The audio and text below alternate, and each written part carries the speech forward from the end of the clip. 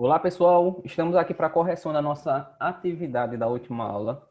E lembra aí, gente, que eu comecei a passar para vocês, na área de estatística, medidas de tendência central, certo? Então, eu deixei algumas questões e a gente vai fazer a correção dessas questões, tá? Como sempre, eu vou tentar falar um pouco rápido para que o vídeo não fique muito longo, tranquilo? Então, vamos lá. Primeira questão diz o seguinte: para realizar um estudo sobre o tempo gasto em minutos por 60 elementos de um clube de karting num circuito de 20 voltas, registrou-se o tempo gasto por 16 desses elementos. Os resultados foram representados na tabela abaixo. Com as informações, podemos afirmar que. Com as informações, podemos afirmar que.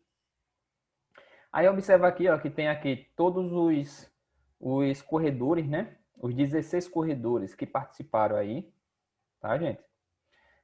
Desses 16 elementos que foram um tempo registrado, entre 60 corredores, né? Então, tem um total de 60, só que desses 60 foram pegos só 16 tempos.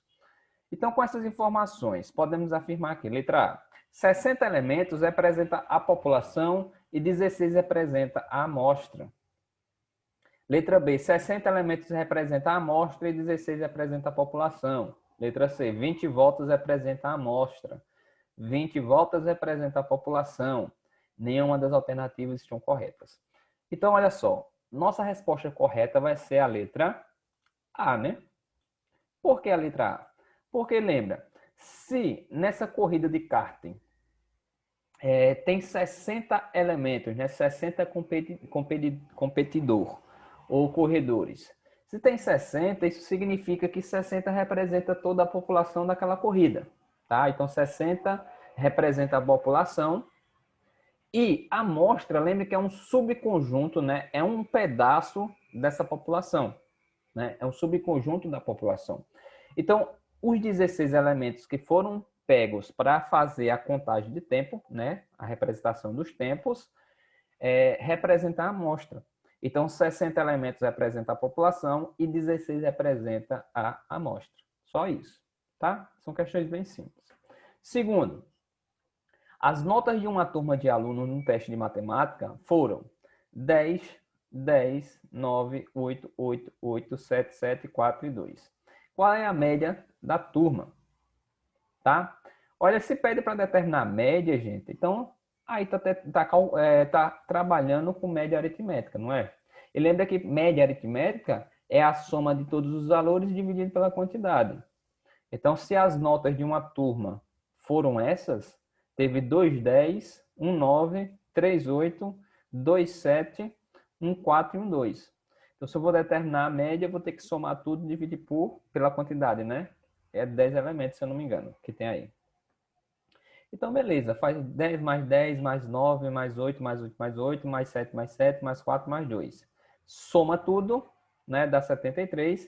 Dividido pela quantidade, né? Olha que tem 10 alunos, 10 elementos. Então, é dividir para 10. Fica 73 dividido para 10 e quando eu dividir vai dar 7,3. Então, a média dessa turma é 7,3, certo?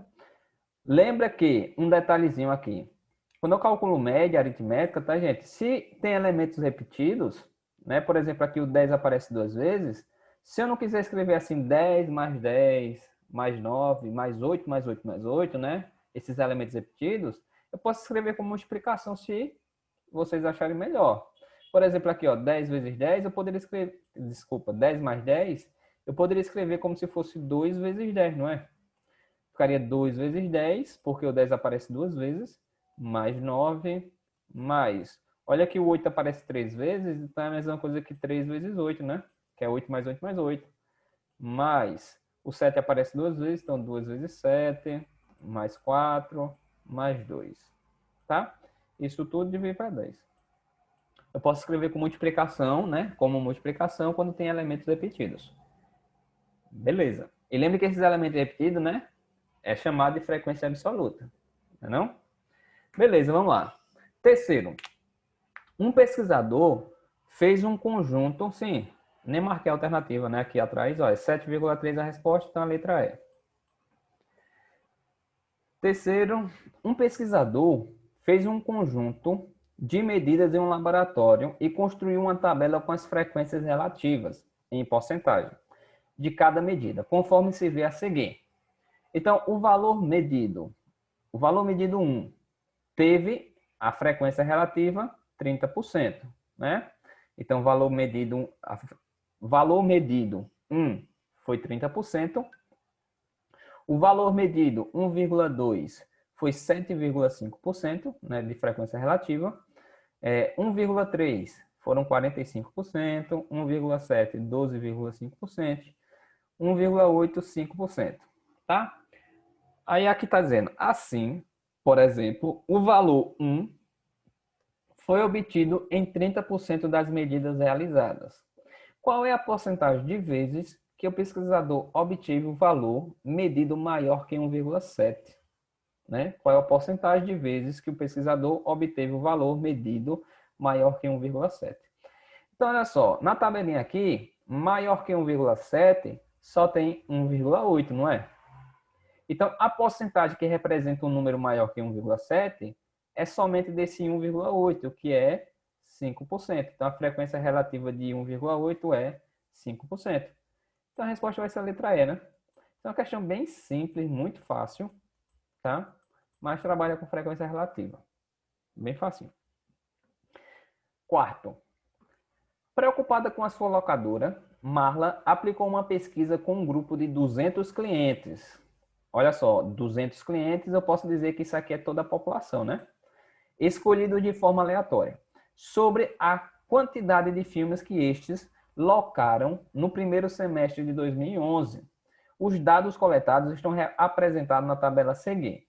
Então tá aqui, o número de filmes alugados, aí número de filmes, 0 filmes, foram 25 pessoas, né? 25 clientes. Então 25 clientes não alugou nenhum filme, 0 filme. Lembra que esse 25 representa o quê? Frequência absoluta, né? Tá aqui só frequência, mas é a frequência absoluta. É a quantidade de vezes que esse elemento aparece. Então, o elemento 5, né? Foram 25 vezes que apareceu. Clientes que alugaram um filme, foram 30. Então, a frequência absoluta é 30. 2 filmes, 55, 3 filmes, 90. Beleza? Tá aí. É verdade que, letra A, mais da metade dos clientes alugaram 2 filmes. Mais da metade dos clientes alugaram 2 filmes. Olha só, 2 filmes foram 55 clientes, tá? 55 clientes. 55 representa mais da metade? Não, né? Porque a metade de 200 é 100. Tem que ser mais de 100 para a resposta ser correta. Então, essa letra A não é a nossa resposta. Letra B. Menos da metade dos clientes alugaram 3 filmes. Menos da metade dos clientes alugaram 3 filmes. Olha só, 3 filmes foram 90 clientes.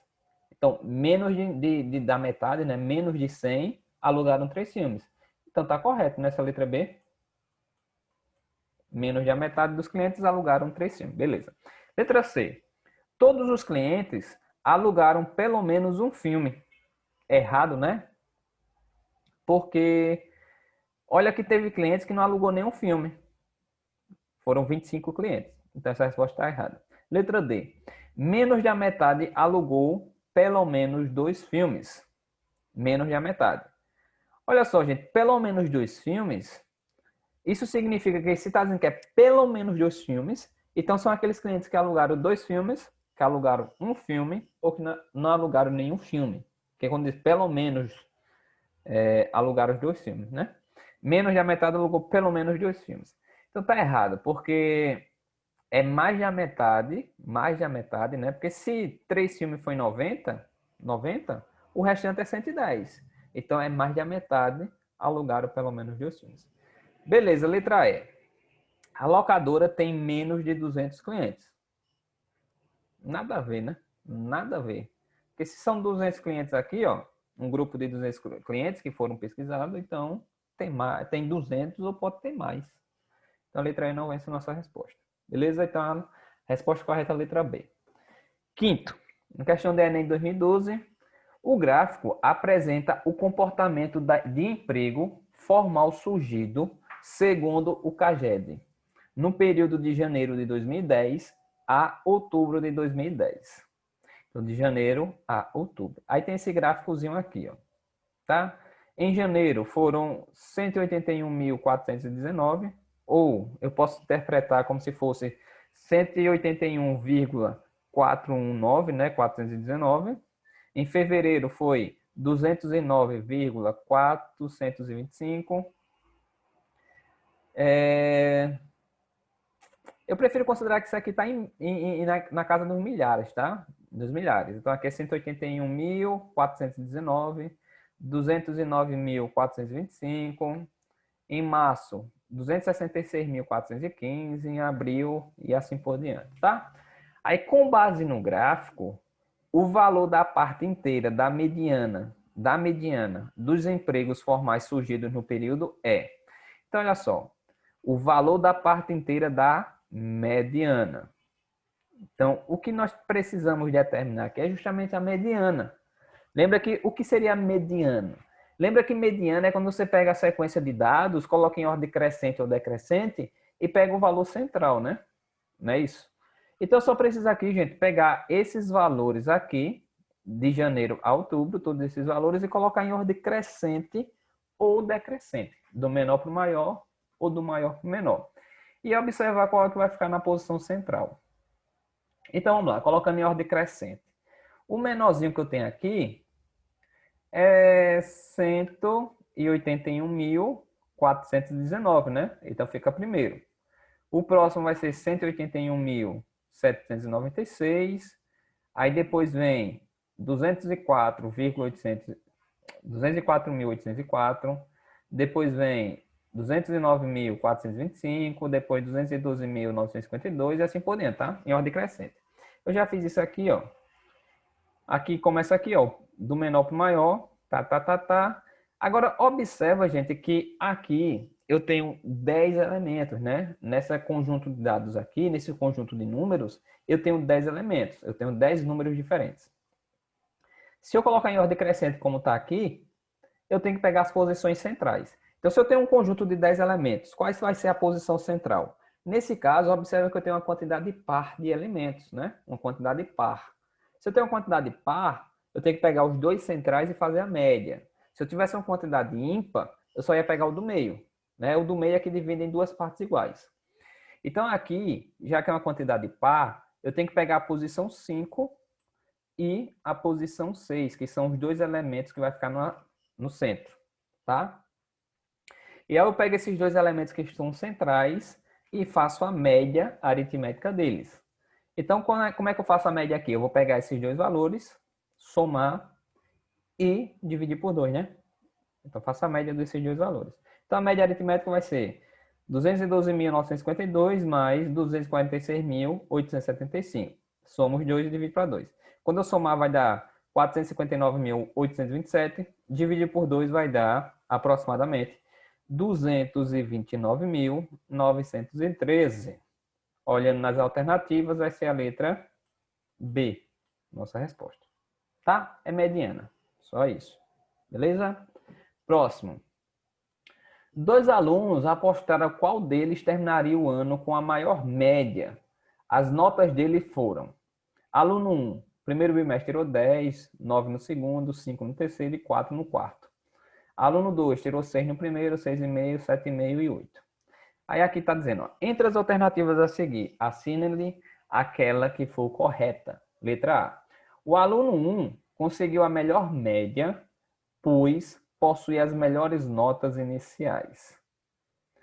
Olha só, para mim saber se o aluno 1 conseguiu a melhor média, eu tenho que determinar, eu tenho que calcular, né, a média aritmética do aluno 1 e calcular a média aritmética do aluno 2. Então, eu tenho que calcular isso. Então, eu não posso afirmar de certeza, tá?